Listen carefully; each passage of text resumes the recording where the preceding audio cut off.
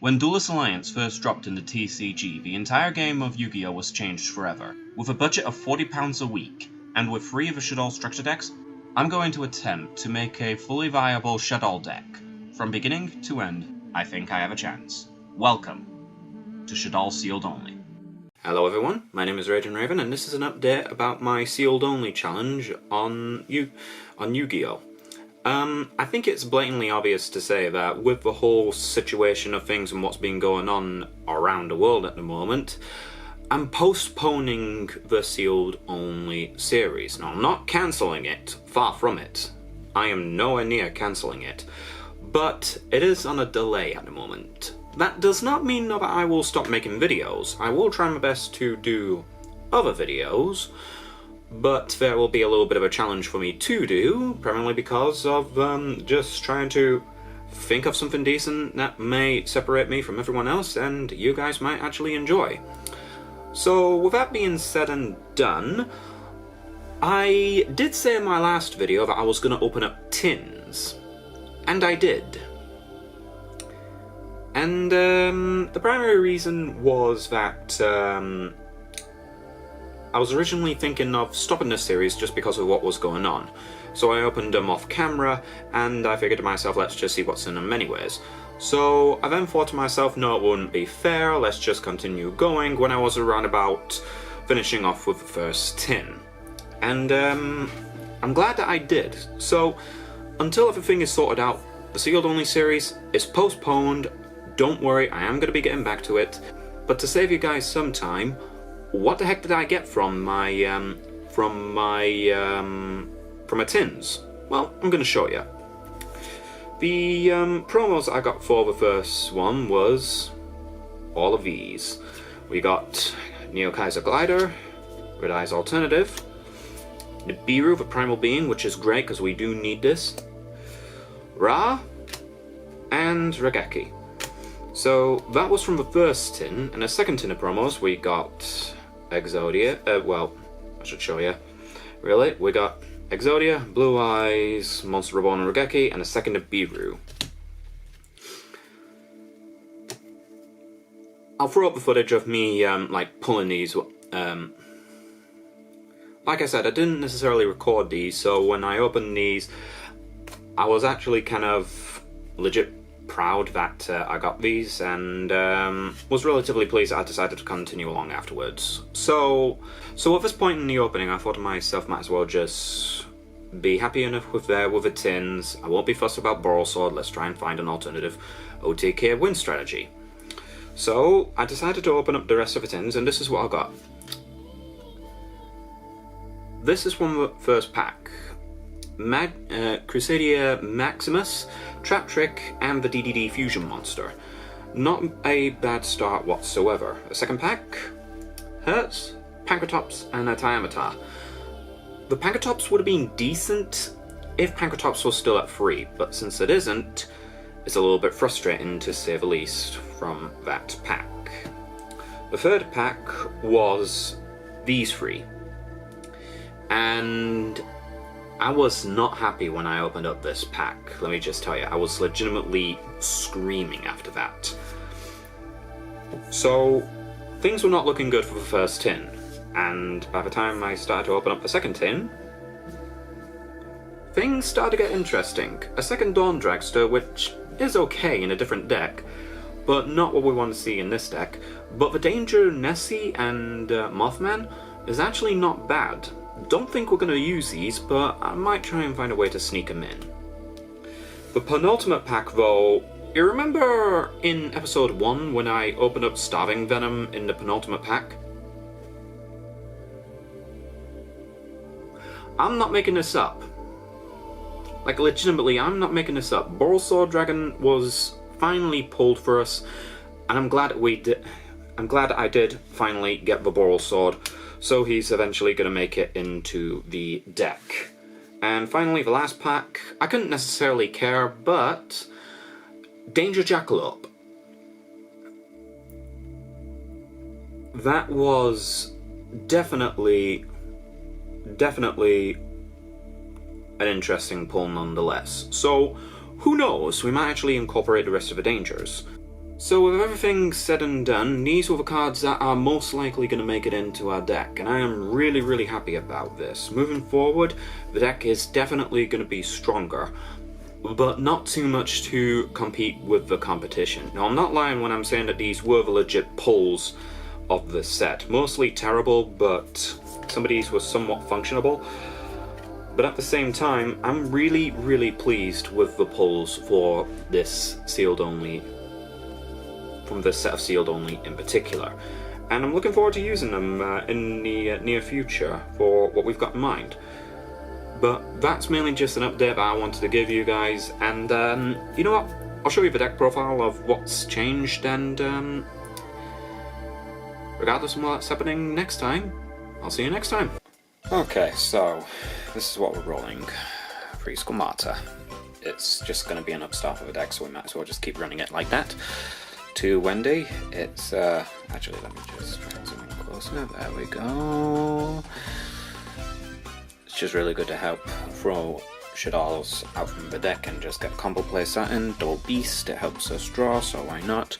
Singular Hedgehog, Singular Dragon, Singular Falco, Singular Kalios, and Singular Ariel.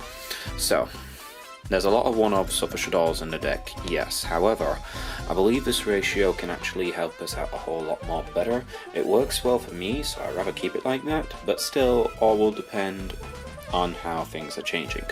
Running 2 Mathman, I think I might bump this up to 3, but it all depends on how things goes. The Singular Damage Juggler, we'll get that sorted out as soon as we get more Battles of Legends. Trick Clown at 2. We got the sword, so we might as well try Savvy and Sninder. The double Nibiru. We can now have possibly the most destructive hand trap, ready and waiting to just lay down everything in its path. Ash Blossom, which is still going to help us out a lot, as well as Effect Veiler, who is still going to help out. Afterwards, we've got Triple Shaddoll Fusion, Triple L Shaddoll Fusion, Double Super Poly. I might bump this up to 3, to be quite frankly honest. Double Mind Control, Double Corp Out of Grave, Slash Draw, Avarice, Reborn, and Foolish. And finally, we're running the 1 Shaddoll Incarnation for the combo extension.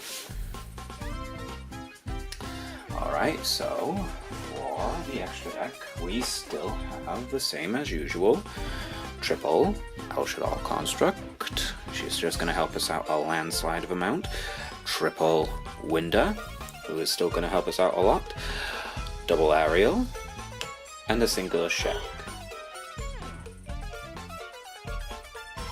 Double Apocalone, and a Singular Shack, who's still going to help us out a lot. The Ball Soul Dragon to finish things off. The Ball Low Dragon just to be that little guy who snatches things. Cross Sheep just so that we can extend more. Gravity Controller so that we can take care of some pesky extra deck monsters in the extra monster zone.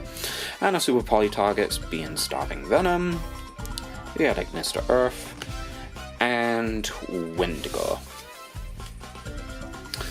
Wendigo is a super poly target for us primarily because of Apollosa, so we might as well just keep it like that. So finally, for the side deck, we have Double Bell, works well for us.